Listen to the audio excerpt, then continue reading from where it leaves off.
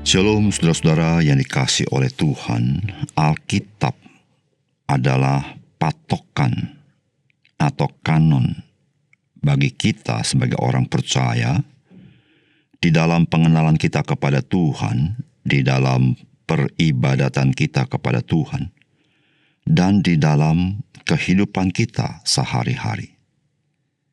Sehingga dengan demikian, kita dimampukan menilai apapun yang ada di dunia ini dengan satu ukuran, satu patokan, satu kanon, yaitu Alkitab. Salam jumpa dalam program Tuhan adalah Gembalaku. Orang percaya dari masa ke masa seringkali menjadi bingung, bukan kepada orang-orang yang tidak percaya, melainkan terhadap orang-orang percaya, dengan tindakan-tindakan mereka yang mirip dengan tindakan-tindakan orang-orang yang belum percaya. Orang percaya menjadi bingung karena tindakan tersebut mempunyai alasan-alasan yang sangat mulia dan kelihatannya masuk akal. Saudara, kebingungan itu seringkali bukan membuat orang percaya datang dan menyelidiki Alkitab, melainkan orang percaya dapat menjadi kompromi atau bahkan ikut-ikutan melakukan hal itu atau ikut-ikutan membela perbuatan-perbuatan tersebut. Saudara, apa yang berkenan kepada Tuhan dan yang tidak berkenan kepada Tuhan itu sebetulnya sudah tertulis di dalam Alkitab. Saudara, mari kita membaca Ulangan pasal 18, ayat 9 sampai dengan yang ke-14. Apabila engkau sudah masuk ke negeri yang diberikan kepadamu oleh Tuhan Allahmu, maka janganlah engkau belajar berlaku sesuai dengan kekejian yang dilakukan oleh bangsa-bangsa itu. Di antaramu janganlah didapati seorang pun yang mempersembahkan anaknya laki-laki atau anaknya perempuan sebagai korban dalam api, ataupun seorang yang menjadi petenung, seorang peramal, seorang penelaah, seorang penyihir, seorang pemantra, ataupun seorang yang bertanya kepada arwah atau kepada roh peramal, atau yang meminta petunjuk kepada orang-orang mati. Sebab setiap orang yang melakukan hal-hal ini adalah kekejian bagi Tuhan. Dan oleh karena kekejian-kekejian inilah Tuhan Allahmu menghalau mereka dari hadapanmu. Haruslah engkau hidup dengan tidak bercela di hadapan Tuhan Allahmu, sebab bangsa-bangsa yang daerahnya akan kau duduki mendengarkan kepada peramal atau petenung, tetapi engkau ini tidak diizinkan Tuhan Allahmu melakukan yang demikian. Saudara yang dikasihi oleh Tuhan, kebiasaan bangsa-bangsa lain sangat memberikan pengaruh dan teladan yang buruk bagi umat Tuhan. Oleh karena itu Tuhan memberikan ukuran-ukuran bagi mereka sebagai umat Tuhan untuk menjadi patokan bagaimana mereka beribadah, bagaimana mereka mengenal Tuhan, dan bagaimana mereka harus hidup. Saudara, apakah pesan firman Tuhan bagi kita? Saudara, ingatlah bahwa Tuhan tidak berkenan kepada perbuatan-perbuatan yang tidak menghargai hidup yang Tuhan berikan kepada kita. Dan juga Tuhan tidak berkenan ketika kita bergantung kepada orang-orang yang sudah meninggal atau kepada para peramal. Saudara, tindakan-tindakan ini di hadapan Tuhan sebagai tindakan yang keji. Saudara, firman Tuhan berkata demikian. Apabila engkau sudah masuk ke negeri yang diberikan kepadamu oleh Tuhan Allahmu, maka janganlah engkau belajar berlaku sesuai dengan kekejian yang dilakukan bangsa-bangsa itu.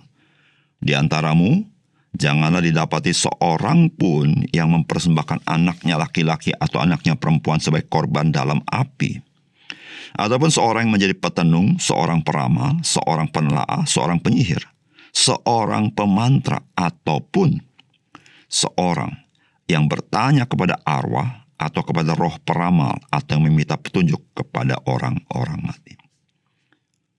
Saudara, bagian firman Tuhan ini, Tuhan ingatkan kepada umat Tuhan apa yang menjadi kekejian di mata Tuhan. Saudara, kekejian di mata Tuhan adalah ketika umat Tuhan tidak menghargai hidup ini. Sebagaimana bangsa-bangsa lain yang begitu menganggap remeh hidup yang mereka terima. Di dalam ibadat mereka, mereka mengorbankan anak-anak mereka untuk mati, terbakar sebagai korban bagi dewa-dewinya. Saudara, umat Tuhan tidak boleh melakukan hal itu. Umat Tuhan harus menghargai hidup, karena hidup adalah pemberian Tuhan. Dan ketika kita menganggap hina pemberian Tuhan, kita sedang menghina Tuhan yang memberikan hidup itu.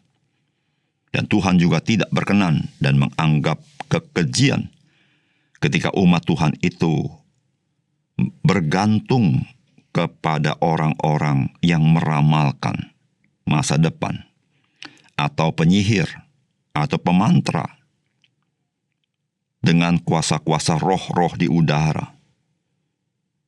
Tuhan menganggap ketika orang-orang datang kepada orang-orang seperti ini, saudara, itu perbuatan yang keji di mata Tuhan.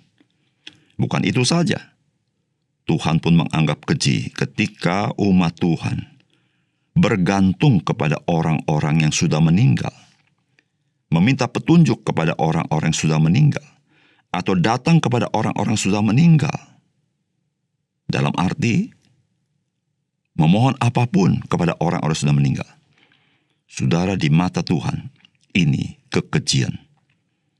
Dan Alkitab berkata, ketika umat Tuhan melakukan demikian, Tuhan akan menjadi murka.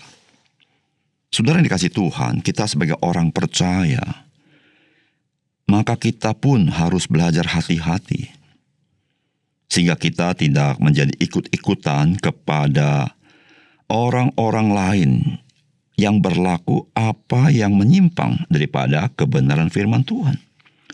Meskipun orang-orang yang disebut lain ini bisa jadi ada kemiripan dengan kita sebagai orang percaya, namun perilakunya menyimpang dari kebenaran firman Tuhan. Namun perilaku yang menyimpang itu seringkali diberikan alasan-alasan yang sedemikian rupa sehingga seakan-akan mereka tidak menyimpang dari kebenaran firman Tuhan. Ada orang-orang yang menanyakan kepada orang-orang yang sudah meninggal, minta petunjuk atau permohonan doa. Saudara, di mata Tuhan, ketika saudara dan saya melakukannya, ini adalah kekejian di mata Tuhan. Tuhan absolutely, secara mutlak, melarang orang percaya melakukan hal ini. Demikian juga ketika kita mau tahu masa depan kita bertanya kepada orang-orang peramal dan sebagainya. Saudara, kita sedang mendukakan hati Roh Kudus. Kita membuat Allah itu sedih melihat orang-orang percaya yang bukan bergantung dan beriman kepada firman Tuhan dan janji Tuhan, tetapi bergantung kepada dunia roh-roh di udara yang selalu oposisi kepada Yesus Kristus. Saudara, sebagai orang yang mengikut Yesus Kristus, saudara, ketika engkau memohon hanya kepada Yesus. Engkau tidak memohon di dalam doa kepada yang lain. Siapapun dia, betapapun baiknya dia, betapapun dia mengabdi kepada Tuhan seumur hidupnya, ataupun kepada dia yang rela jadi martir bagi Kristus. Saudara, semua itu, mereka itu hanyalah hamba-hamba sebagaimana dengan kita. Seperti Paulus ketika ingin disembah oleh orang-orang tertentu, maka Paulus berkata dia adalah hamba. Dia sama. Maka orang-orang harus menyembah Tuhan. Saudara yang kasih dalam Tuhan, hanya kepada Kristus kita memohon, tidak yang lain. Dan Kristus berkata, mintalah kepadaku. Maka permintaan kita berkenan kepada Bapa. Karena Yesus satu-satunya perantara, tidak ada perantaran lain. Dan kita tidak perlu mempunyai perantara kepada Kristus. Karena Kristus, dia sudah mati di atas kayu salib ketika kita masih berdosa. Apatah lagi ketika kita sudah menjadi anak-anak Allah. Kita dapat langsung meminta kepada Yesus, tidak kepada perantara atau kepada yang lain. Saudara, mari kita waspada, janganlah kita menjadi ikut-ikutan kepada apapun siapapun di tengah dunia ini, tetapi kita adalah pengikut Kristus, sebagaimana yang diberitakan di dalam Alkitab. Mari kita berdoa. Bapa surga, terima kasih untuk kebenaran firman Tuhan. Biarlah firman-Mu sekali lagi mengkonfirmasi, supaya kami teguh berdiri di atasnya dan kami tidak menjadi peniru apapun yang ada di dalam dunia ini, tetapi kami mematokkan hidup kami di dalam patokan, di dalam kanon, yaitu di dalam firman Allah. Terima kasih Tuhan. Dalam nama Tuhan Yesus kami berdoa. Amin.